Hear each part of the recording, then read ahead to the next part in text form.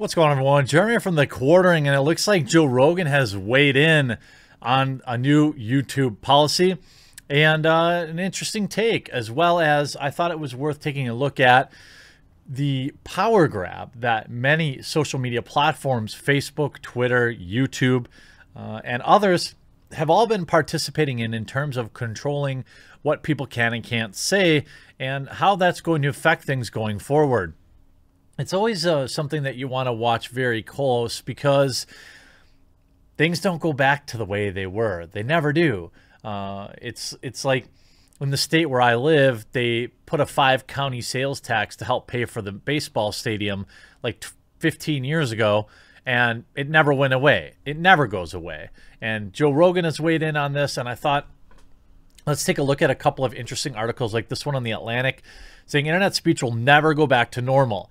In the debate over freedom versus control of the global network, China was largely correct and the U.S. was wrong.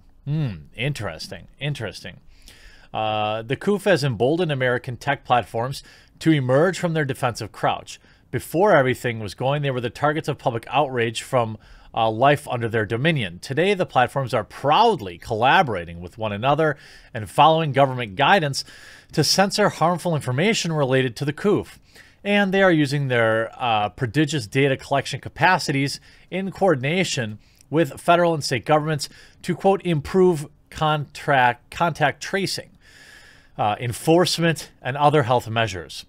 As Facebook's Mark Zuckerberg recently boasted, quote, the world has faced issues like this before, but this time we have a new superpower, the ability to gather and share data for good. Now, if you think Silicon Valley tech companies being able to monitor your position to enforce the laws of the government is a good thing, then I suppose we're going to disagree with that. Civil rights groups are tolerating these measures. Emergency times call for emergency measures, but they are also urging a swift return to normal when everything ebbs. We need to, quote, make sure that when we've made it past this, our country isn't transformed into a place where we don't want to live, warns the American Civil Liberties Union, Jay Stanley. Any extraordinary measures used to manage the specific case must not become permanent fixtures in the landscape of government intrusions into our daily life, declares the Electronic Frontier Foundation, a digital rights group. These are real worries since, as the foundation notes, life-saving programs such as these and their intrusions on digital liberties tend to outlive their urgency. There is absolutely no doubt in my mind that these type of things will persist.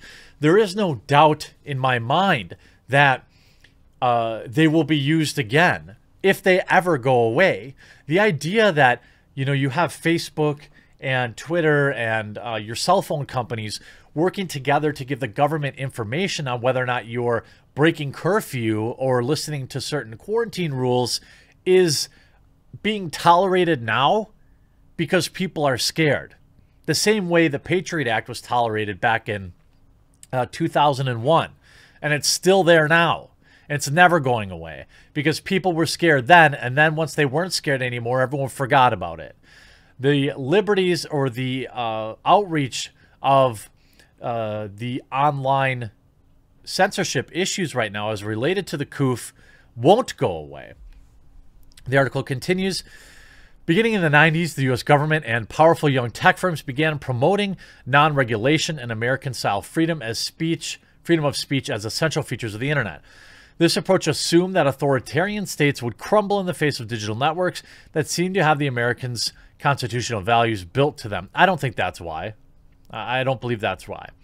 The internet was a vehicle for spreading U.S. civil and political values. More speech would mean better speech platforms, which in turn would lead to democratic revolutions around the world. Again, I don't think everyone was making this argument. I think that people that live under the U.S. Constitution or people that value freedom of speech want those same values to extend to the internet. I don't think the average free speech advocate is worried about being able to make spicy jokes on Twitter toppling the world's governments. And then this whole article basically treads that same big-brained argument.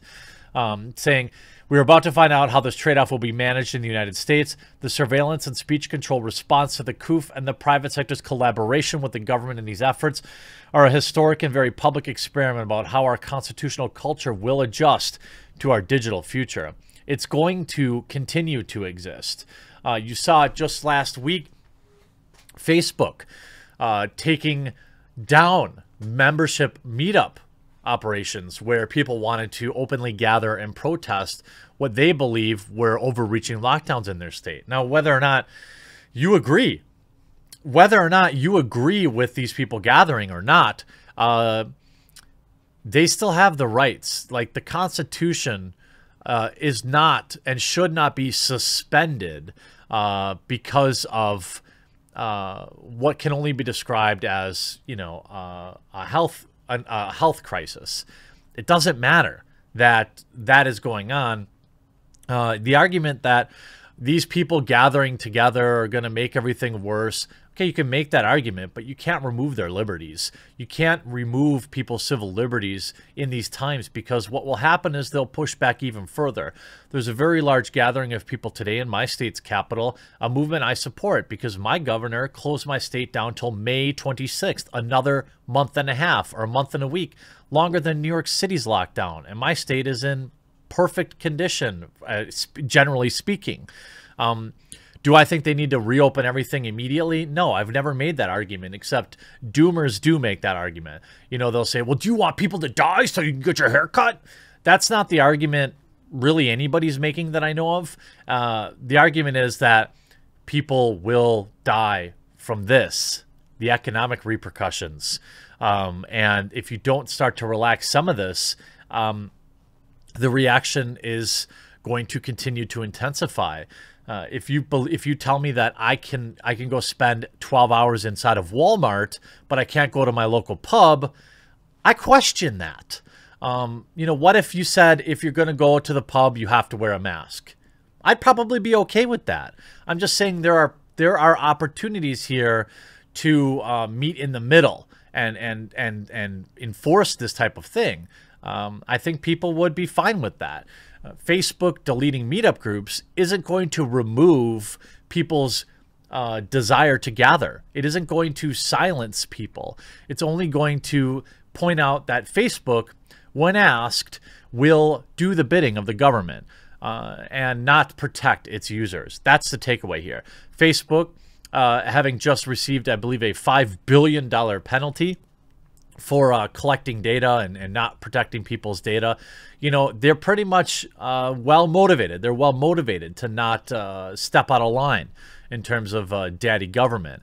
And just yesterday, Joe Rogan, on Joe Rogan's podcast, he talked about this.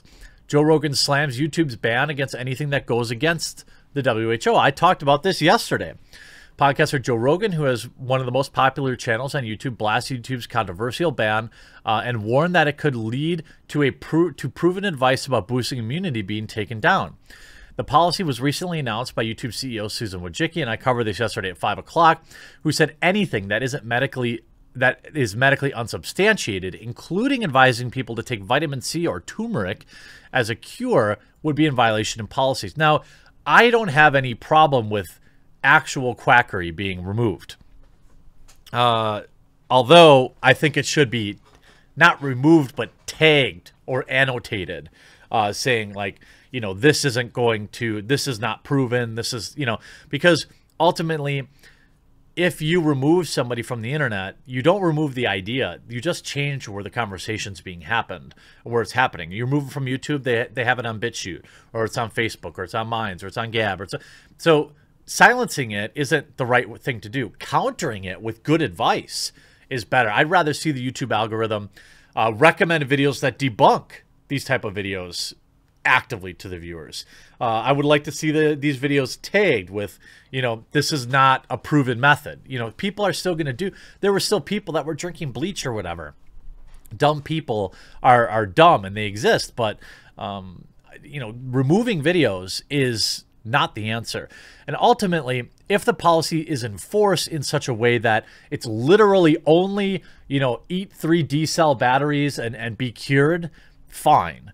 But In 0 instances in history has YouTube ever enforced a policy correctly and consistently in the appropriate manner. I have videos on my channel that are flagged as, my video on donut operators says I was talking about some sort of national event, the no-no stuff. I wasn't talking about that, yet the video was manually reviewed and tagged that. So YouTube system is far from accurate. So we know that this system's going to be overreaching. I think I heard that Styx Hexenhammer had a video taken down. So in addition to this, Rogan addressed the WHO's history of spreading Chinese propaganda and getting things wrong about the COOF. Quote, they were given Chinese propaganda, they were spreading it, Rogan said.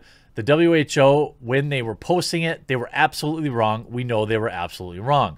Rogan's criticism of the new policy comes as the WHO and other health groups, such as the CDC, are facing increased scrutiny for providing false information on the COOF.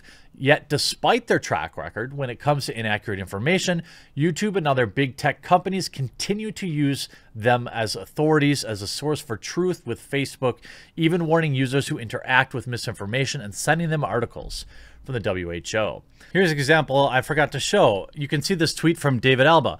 I contacted YouTube about this video, which is being shared on tons of replies on Twitter and on Facebook by people asserting that it backs up the president's idea that throwing it out there that UV rays end up beating the COOF. YouTube just said it was removed for violating the guidelines. So you reported this video, you reported the guidelines. Now the video itself, I don't know if it's true or not, but it would appear that maybe there's some truth to it. Mark Dice reports, this is the most shocking example of censorship by YouTube yet, and we've seen a lot in the last few years. Donald Trump needs to play this video at the next press briefing.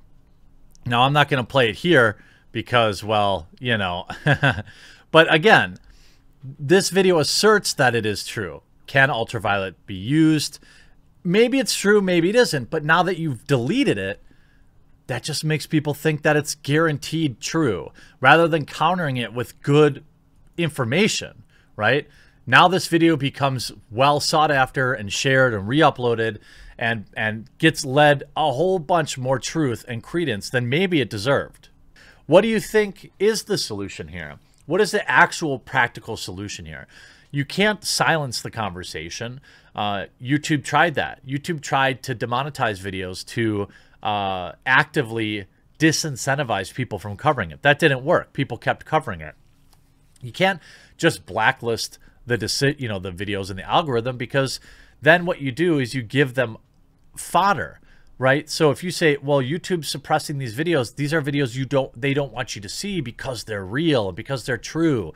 That whole narrative, I mean, I play off that too. Like, I know YouTube doesn't recommend my videos, and I rely on all of you and your hard work sharing them. But it's the same for, let's say I was selling turpentine supplements or something.